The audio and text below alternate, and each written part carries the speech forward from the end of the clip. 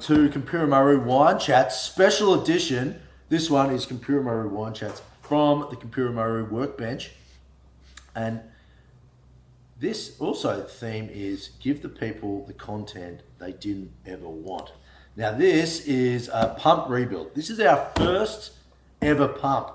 Sam and I bought this from Moffatdale Ridge. We felt very adult when we bought this and a few tanks and a basket press we still use. And this little sucker got us out of a lot of trouble and we love it. The problem is this Mono CP11, which does an astonishing 11 litres per minute as a pump, just started chugging, getting slower and slower. And it got down to about 6 litres or less per minute. We barely had any suction head whatsoever. Something was clearly wrong. Now the person to call in that situation, genuinely and generally, not me. However, I took it upon myself, being a hero of the underdogs, to see if we can give this pump new life, and I think we have. We're not going to see it running in this video. That's going to be the insane viral clickbait content for the next video. But what we're going to do is see why it wasn't working and how, hopefully, rebuilt it. So, as I said before, this is a Mono brand CP11 pump. They have a range of CP pumps, all with a different number, which represents the amount of litres per minute they'll pump under certain conditions. As I said, this one's a CP11. So what we've got here is the pump in all its naked glory. At the front here, which I've cleaned up a little bit, it was looking pretty gross when I took everything off, is the end where we actually have the rotor. And we'll see the rotor in a minute. We actually have this little, what do we call that, flange, an O-ring, washers, I don't even know.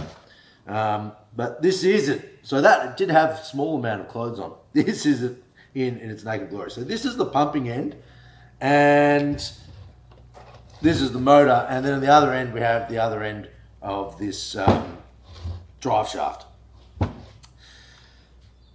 This end here we'll put together first, I think, and then we'll move to this end here and clunkily put it together. I'll fast forward in some bits because you'll be seeing me tighten up a few bolts in a really bad fashion. All right, so let's have a look at the back. So the back here, which is the end of the drive shaft. Now this plays an important role because we need to secure this to put on the rotor, which we'll talk about in a minute. But let's just put everything back together here. I took this apart and only replaced one bit. So we have this fan, slots on. Did I slot that in right? No, I didn't. First thing wrong. It's got a little notch on it. There we go. And then this is affixed onto there with a circlip. Now, the old one was pretty stuffed. So I got to buy some new ones, which is always fun. And I'm going to put that on with my Chrome circlip pliers purchased from Grays Online. And I'll get that off as I can. That is on. What I've actually put on is the old one. So we'll take that off again.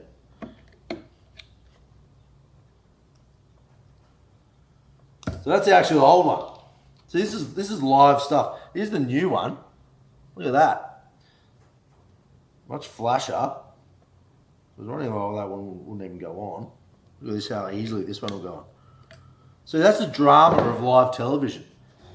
All right, so put that one on, and then we put this casing on the back, and this protects us from any funny business, from our hand interacting with that fan, which we don't want. Put that on. Can I find the right screws. Let's do that. A little bit of off-camera magic here where I grab a screwdriver and I'm going to put this back on. So I looked online and there was not a single video for repairing these pumps. And I was trying to do that, one, because I was interested, and two, because I couldn't do one of the steps, which was get the rotor off. And so I'm going to do a sound out to my main man, Andrew Davey. He's on Instagram as Wineophile. He's a legend, very handsome. And he filled me in. And he can do this really well. This is the smallest in the CP range, and they only cost about $900 new. So yeah, you could buy a new one. But the parts only cost me, I think, a couple $100, and I didn't want to get rid of it because I love it. And my business partner, Sam, also a nice guy, very handsome. He loves his pump as well, so I couldn't just let it go. All right, so put the back plate on. We've got safety first, like everything here at Konpira Maru. We put the new circlip on eventually, after I put on the old one, which I'd actually been missing. So I've now found the old one. And then, now we want to put our rotor. So this is what actually pumps the liquid. And this rotates in what's called the stator. And it rotates around and drives the liquid through by a process called positive displacement. Okay, so this is a rubber housing called a stator, which goes around this Archimedes screw, which is sort of fashioned as a sleeve around the screw, which forces out a set volume of liquid through the stator every turn. Now, so this just simply, well, I say simply, but I won't be able to do it. Screws on in one direction. And I did read in the service manual, what direction is that? It's anti-clockwise. And so you can screw it onto a certain degree, and then it meets the shaft, and then the whole thing spins. So to tighten her up, what you do is this. To tighten it up is easy because you've already taken it off. But to get it off in the first place, I was just like, what do I do? What do I do here? And the service manual didn't tell me, and so I just threw up my hands. But my man, as I said, Andrew Davey, filled me in. It's also really well created in that you can put a little spanner on the end as well to tighten it up really well. So let's do that. And in fact, if you take this shielding off the back, you can actually put another spanner on the other end to get really, really tight. But that feels tight enough. And a nice little touch with the construction of these pumps is, well, one, I put that on too early, but that's for demonstration purposes, is that they use a different size spanner on each end. That is genius. Alright, so yeah, obviously I just put that on for demonstration purposes. But I'm absolutely freestyling here. Because as I said before, I'm not very handy. But at least this will show what non-handy people can do.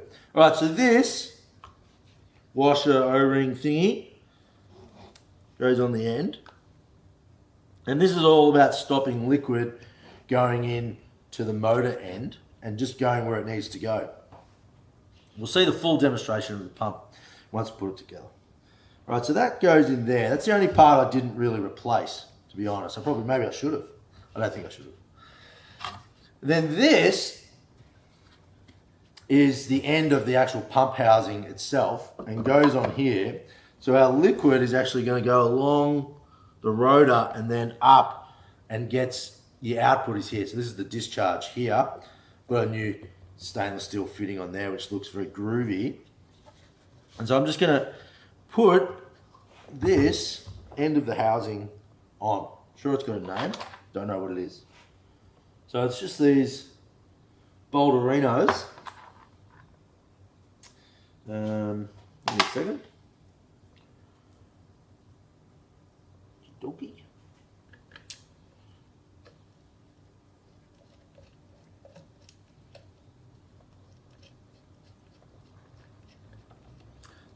tightening up a bolt. I may or may not fast forward this section. Depends how good my chat is while I do it. I'll tell you what, I do love fixing odd things. Not very good at it, but it is very enjoyable. Earlier today, we changed a tyre on the trolley that we use for carting boxes of wine into venues. I was inordinately satisfied with that process. And I was determined to actually make a video about it. But someone whose advice I trust occasionally advised against it. Said, yeah, do the pump video, maybe, but talking about a little hand trolley, that's a step too far. Not 100% sure that's true, and obviously write in the comments that if you want to see hand trolley content, because I'm more than willing to provide it. Now, missed out on one of these. Yeah.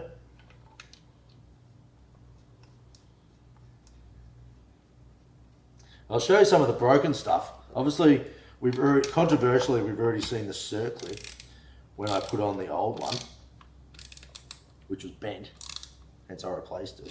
And I just wanted to also buy some circlips. All right, so this housing's on. Pretty happy with that. First step. And then in here, before we put the rotor on, which I accidentally put on too early, we need to put on another seal here. Now this seal stops the liquid going along the drive shaft. Now this is the old one. Look at that. What a mess. And I feel bad. I mean, obviously it played its role. When I took that out originally, just this acrid scent of burnt rubber emerged from this like hermetically sealed section of the pump, which obviously been over the years, you know, rubber grinding on steel. Sounds pretty cool, really. But and it had been stuck in there, and then I took it out, and you know, 2 decades worth of burnt rubber smell came out, which I sort of quite liked, weirdly. So I put that seal in. That's the freshie. That plus this spring, which is another part of the seal kit, which goes on here, was $20. I had to get that on eBay. That just pushes on like so. Now I tried, that's the only part I didn't buy from Mono, the actual company. So this is the old one, and you can see again there's like a washer on the end, and that's completely deteriorated, and it wasn't a great spring anymore. So I got a new one of that, $20, but it was a bit more expensive from Mono, so I didn't buy it from them. But I meant no offense by it. I tried to anyway, even though it was more expensive, but it was below their minimum order volume. So that's all. This is the detail you get on Konpira Maru Wine Chat's Workshop Edition. So here I am. I'll put that there. Screwing in the rotor, and again I've fastened it from the other end. I'll get my little spanner. Give that a bit of a tighten. Those strong forearms, look at those, bulging against the strain, mechanical strain of that rotor. So here we go. Look at this. We're starting to get a pump here. So this will turn in a clockwise direction. Unscrews anti-clockwise. So it will naturally screw in that direction there. So have I forgotten anything? Back stuff's on. The actual front plate's on. I've got the seal in there, I've got the seal in there, and I've got the spring component of the seal kit in there. And I've got the rotor on. So let's move to the stator. So this is the old stator that I used for demonstration purposes before. Now this needs to be a snug fit around the rotor so the liquid is forced through it. And if it's not a snug fit, you get slippage, or if there's any pressure on the discharge side, it actually counteracts the force of the pump sending the liquid out in the right direction. right? So you just don't get the flow that you should be getting.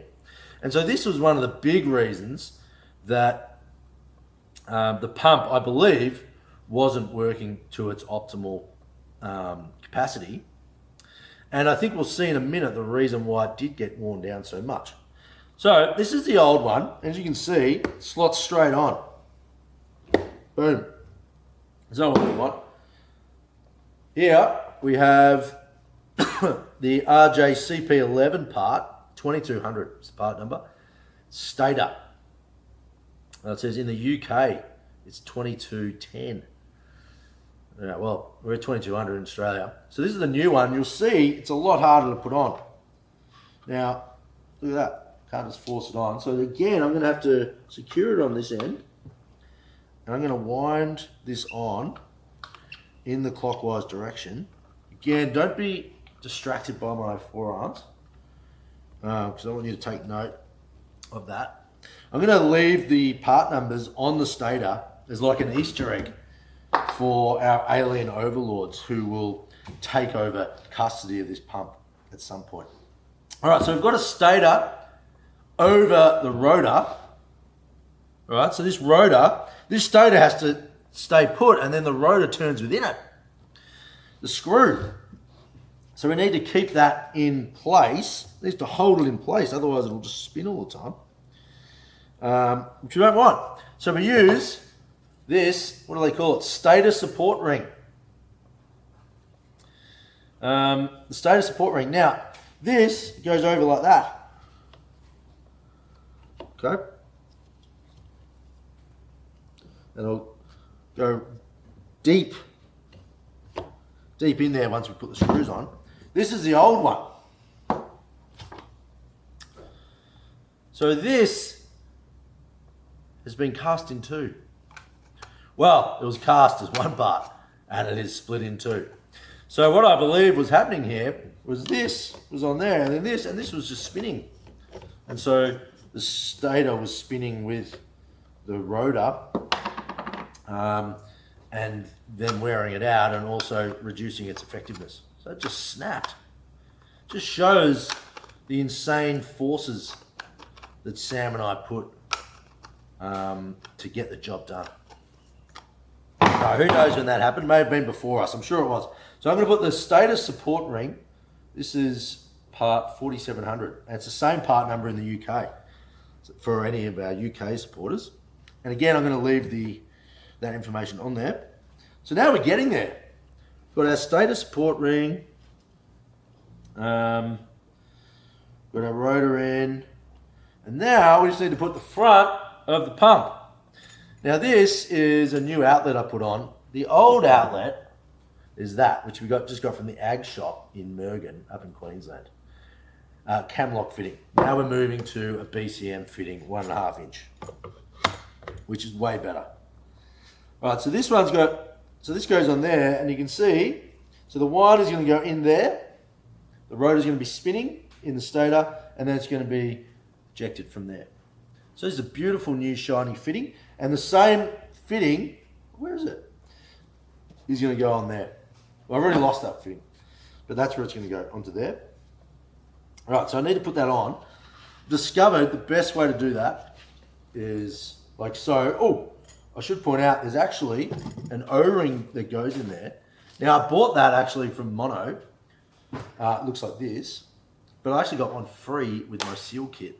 I got it on eBay, so I didn't need to buy that. But this is the old one. It was broken. And what we were actually finding was wine was coming out of this bit here under pressure, which is not what you want. So I do this bit lying on its bottom, so that O-ring stays where it should be. And then it's all lined up. And then I'm going to put these on one at a time, which is, I suppose, how you have to do it.